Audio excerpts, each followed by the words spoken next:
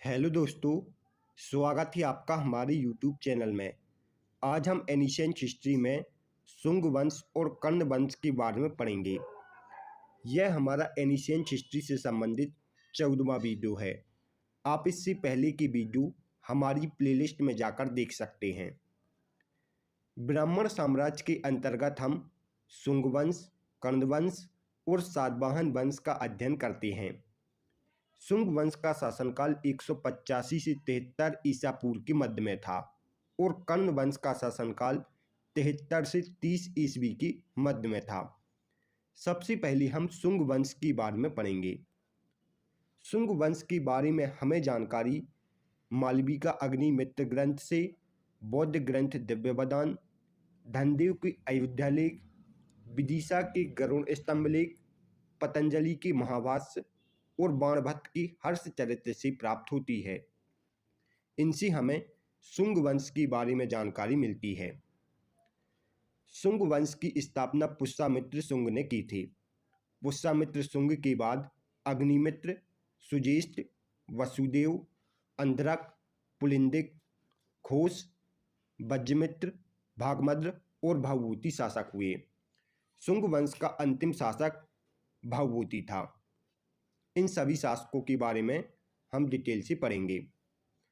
पुष्यमित्र शुंग ने शुंग वंश की नींव डाली थी। पुष्यमित्र शुंग ने मौर्य वंश के अंतिम शासक बृहदत्त की हत्या करके शुंग वंश की नींव डाली थी। मौर्य वंश का अंतिम शासक बृहदत्त था। इसकी हत्या उसके सेनापति पुष्यमित्र शुंग ने कर दी थी और मगध पर शुंग वंश की नींव डाली थी।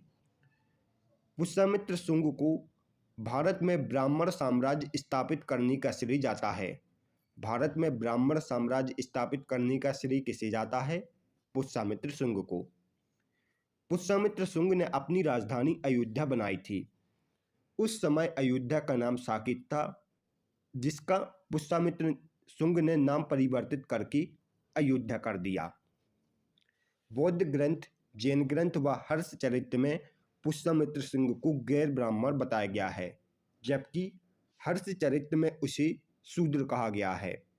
लेकिन ज़्यादातर इतिहासकार पुष्यमित्र शुंग को ब्राह्मण मानते हैं, लेकिन अभी भी इतिहासकारों को इसमें मतभेद है।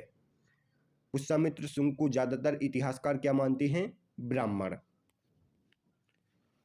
बौद्ध ग्रंथ दिव्यवदान में इसे बौद्ध भिक्षुओं का हत्यारा और बौद्ध स्तूपों को तोड़ने वाला बताया गया है।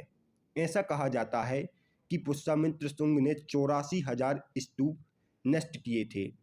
हालांकि इसने कुछ स्तूपों का निर्माण भी करवाया है, जैसे इसने मध्य प्रदेश की रायसेन जिले में स्थित सांची स्तूप में पाषाण वेदिकाओं का निर्माण करवाया था।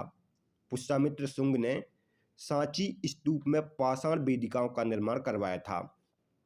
सांची स्तूप में एक महास्तूप है और 2 लघु स्तूप हैं।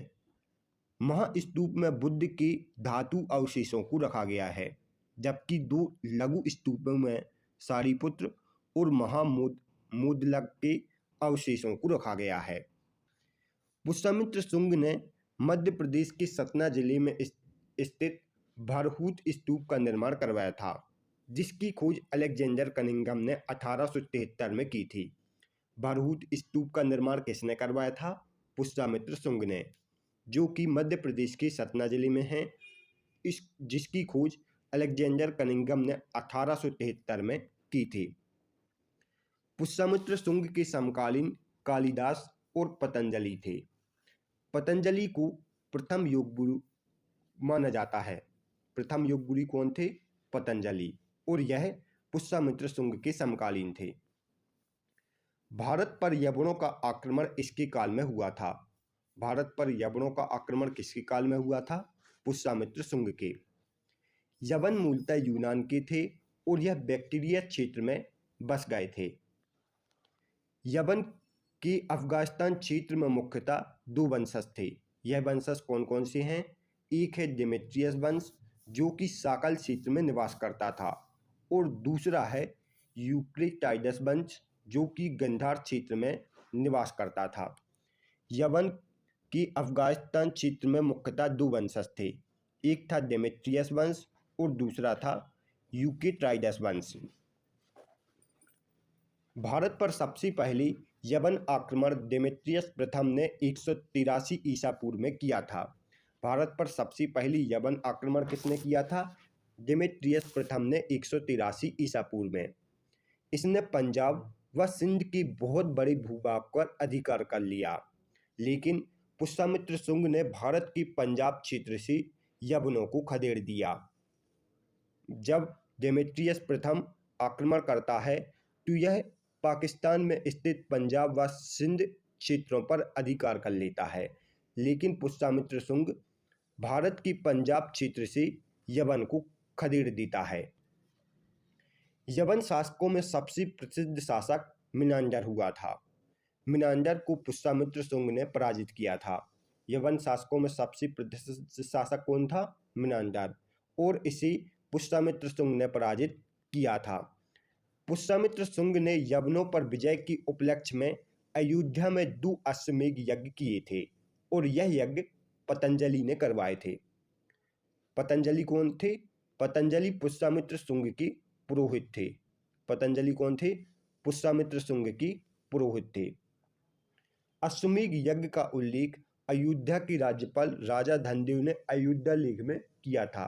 जो पुष्यमित्र शुंग ने अश्वमेध यज्ञ करवाए थे, इनका उल्लेख अयोध्या के राज्यपाल राजा धनदेव ने अयोध्या लेख में किया था। इसने अपनी दूसरी राजधानी मध्य प्रदेश की विदिशा को भी बनाई थी। पुष्यमित्र शुंग की पहली राजधानी अयोध्या थी और दूसरी राजधानी इसने विदिशा को बनाया था। अयोध्या को साकेत नाम से भी जाना जाता है, जबकि विदिशा का प्राचीन नाम बेसनगर था। यह भी आपको याद रखना है। पुष्यमित्र शुंग के बाद अग्निमित्र शासक हुआ, जिसका शासनकाल 149 से 141 ईसा पूर्व के मध्य में था। यह पुष्यमित्र शुंग का पुत्र था और इसने अपनी राजधानी सिर्फ विदिशा को बनाया। अग्निमित्र ने अपनी राजधानी कैसे बनाया था? विदिशा को, और विदिशा का प्राचीन नाम बेसनगर था। कालिदास के मालवी का अग्नि ग्रंथ में अग्निमित्र और मालवा की राजकुमारी मालविका की प्रेम कहानी वर्णित है। जो कालिदास का मालवी का अग्निमित्र ग्रंथ है, इसमें किसकी प्रेम कहानी वर्णित है? अग्निमित्र और मालवा की राजधानी मालविका की प्रेम कहानी वर्णित है। अग्निमित्र की प्रथम रानी का नाम धारिणी, दूसरी रानी का नाम इरावती और तीसरी रानी का नाम मालविका था। अग्निमित्र के बाद सुज्येष्ठ शासक बनता है और सुज्येष्ठ के बाद वसुमित्र शासक बनता है। वसुमित्र का शासनकाल 133 से 123 ईसा पूर्व के मध्य में था।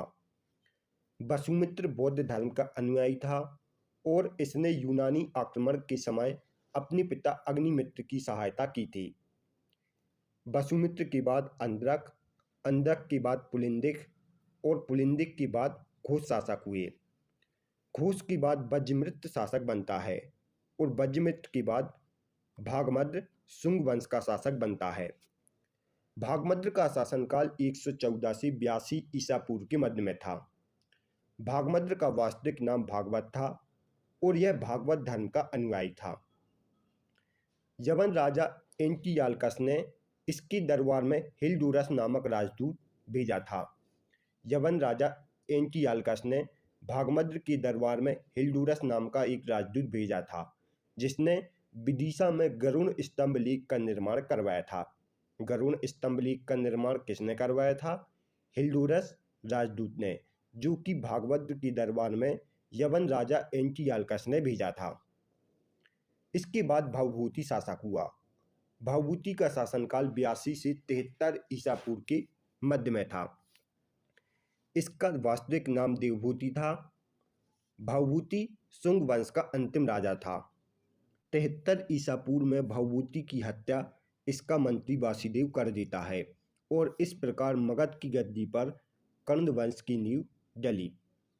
शुंग वंश का संस्थापक पुष्यमित्र शुंग था और इसका अंतिम शासक भवभूति था, जिसकी हत्या 73 ईसा पूर्व में इसका मंत्री वासुदेव कर देता है, जिसने कर्ण वंश की नींव डाली थी। शुंग वंश के बाद कर्ण वंश का शासन आता है, जिसका शासनकाल 73 से 30 ईसा पूर्व के मध्य में था। कर्ण वंश का संस्थापक वासुदेव था। उसके बाद वसुमित्र शासक हुआ, फिर नारायण, और इस वंश का अंतिम शासक सुशर्मन था। वासुदेव कर्ण वंश का संस्थापक था, जिसका शासनकाल 73 से 66 ईसा पूर्व के मध्य में था। 73 ईसा पूर्व में शुंग वंश के भवभूति की हत्या इसका मंत्री वासुदेव कर देता है और मगध की गद्दी पर कर्ण वंश की नींव डालता है। कर्ण वंश के राजाओं ने अपनी पहली राजधानी पाटलिपुत्र को और दूसरी राजधानी विदिशा में स्थापित की थी। वासुदेव ने अपनी पहली राजधानी पाटलिपुत्र को और दूसरी राजधानी विदिशा को बनाया था। इस वंश के शासक पहले शुंग वंश के यहाँ सामंत थे। कर्ण वंश का कुछ इतिहास पुराणों में और हर्षचरित में मिलता है। कर्ण वंश के बारे में हमें जानकारी कहाँ से मिलती है? पुराणों से और हर्षचरित से। इतिहासकारों ने इन्हें हिंदू व बौद्ध धर्म का बताया है, लेकिन इतिहासकार इसमें एकमत नहीं हैं। कर्ण वंश के शासक कौन कौन थे? इसका संस्थापक वासुदेव था। वासुदेव के बाद भूमिमित्र व नारायण शासक बने और इस वंश का अंतिम शासक सुशर्मन था। सुशर्मन का शासनकाल 40 से 30 ईसा पूर्व के मध्य में था। यह कर्ण वंश का अंतिम राजा था। 30 ईसा पूर्व में सुशर्मन के मंत्री सुमुख ने इसकी हत्या कर दी और एक नए वंश सातवाहन वंश की नींव डाली थी। कहीं कहीं आपको किताब में 30 की जगह 60 ईसा पूर्व भी मिलेगा, लेकिन आपको 30 ईसा पूर्व याद रखना है। Thanks for watching. दोस्तों, यदि आपको हमारी वीडियो पसंद आई हो तो वीडियो को लाइक और शेयर जरूर करें। इसके साथ ही हमारे चैनल को सब्सक्राइब करें। आप हमारी इस वीडियो से रिलेटेड PDF को हमारे टेलीग्राम ग्रुप से डाउनलोड कर सकते हैं, जिसका लिंक डिस्क्रिप्शन में दिया गया है।